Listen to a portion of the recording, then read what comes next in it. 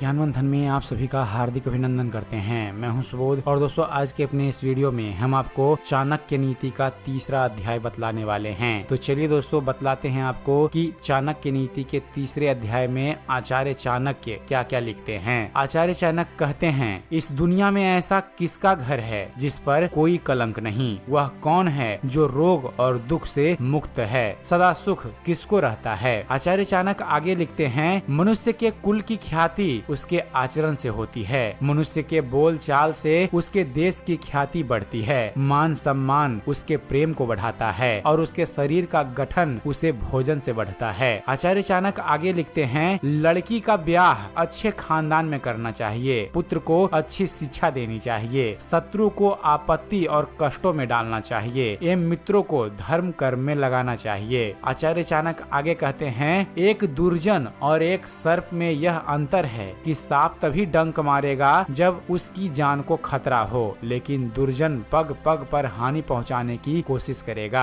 चाणक्य आगे कहते हैं, राजा लोग अपने आसपास अच्छे कुल के लोगों को इसलिए रखते हैं क्योंकि ऐसे लोग न आरंभ में, न बीच में और न ही अंत में साथ छोड़कर जाते हैं। चाणक्य आगे कहते हैं, जब प्रलय का समय आता है तो समुद्र भी अपनी मर्यादा छोड़कर किनारों को छोड़ अथवा तोड़ जाते हैं, लेकिन सज्जन पुरुष प्रलय के समान भयंकर आपत्ति एवं विपत्ति में भी अपनी मर्यादा नहीं बदलते। चाणक्य आगे कहते हैं, मूर्खों के साथ मित्रता नहीं रखनी चाहिए, उन्हें त्याग देना ही उचित है, क्योंकि प्रत्यक्ष रूप से वे दो पैरों वाले पशु के समान हैं, जो अपने धारदार वचनों से वैसे ही हृदय को छलनी करता है जैसे अदृश्य कांटा शरीर में घुसकर छलनी करता है। चाणक्य आगे कहते हैं, रूप और यौवन से संपन्न तथा कुलीन परिवार में जन्म लेने पर भी विद्याहीन पुरुष पलाश के उस फूल के समान है जो सुंदर तो है लेकिन खुशबू रहित है। चाणक्य आगे कहते हैं, कोयल की सुंदरता उसके गायन में है, एक स्त्री की सुंदरता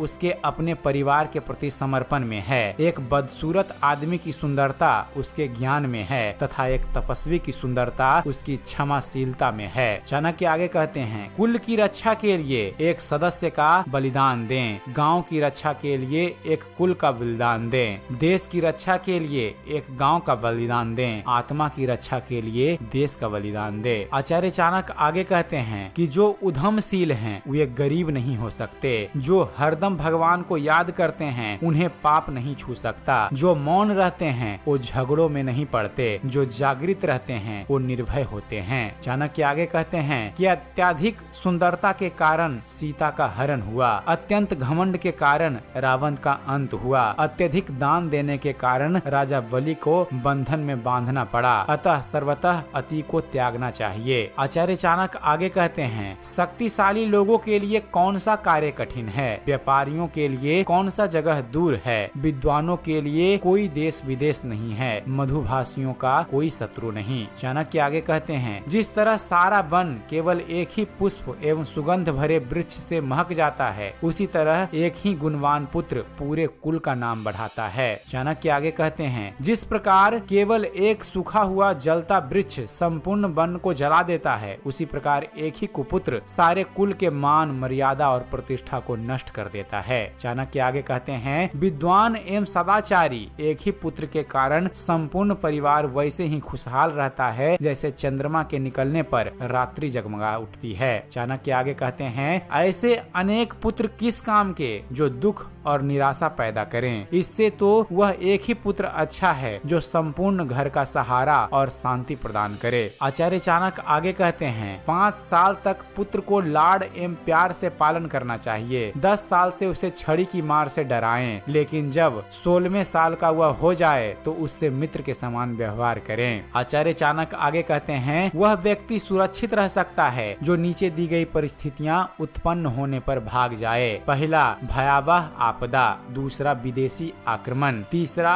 भयंकर अकाल और चौथा दुष्ट व्यक्ति का संग। आचार्य चाणक्य आगे कहते हैं, जो व्यक्ति निम्नलिखित बातें अर्जित नहीं करता वह बार बार जन्म लेकर मरता है। पहला धर्म, दूसरा अर्थ, तीसरा काम और चौथा मोक्ष। आचार्य चाणक्य आगे कहते हैं कि धन की देवी लक्ष्मी स्वयं वहाँ चली आती है जहाँ मूर्खों का सम्मान नहीं होता, अनाज के अच्छे से भंडारण किया जाता है, पित्त पत्नी में आपस में लड़ाई बखेड़ा नहीं होता है, वहाँ धन की देवी लक्ष्मी स्वयं चली आती हैं। तो दोस्तों यह था आचार्य चाणक्य द्वारा लिखी गई चाणक्य नीति का तीसरा अध्याय। उम्मीद करते हैं फ्रेंड्स आप सभी को हमारा यह वीडियो पसंद आया होगा। अगर वीडियो पसंद आया हो तो वीडियो को लाइक और शेयर करना ना भूलिएगा। और दोस्तों ऐसे ही धर्म और इतिहास से जुड़े हुए ज्ञानवर्धक वीडियो देखते रहने के लिए आप हमारे इस चैनल ज्ञान मंथन को सब्सक्राइब करना ना भूलिएगा। आप हमारे इस चैनल को सब्सक्राइब कीजिए और देखते रहिए, जानते रहिए। धन्यवाद। जय हिंद।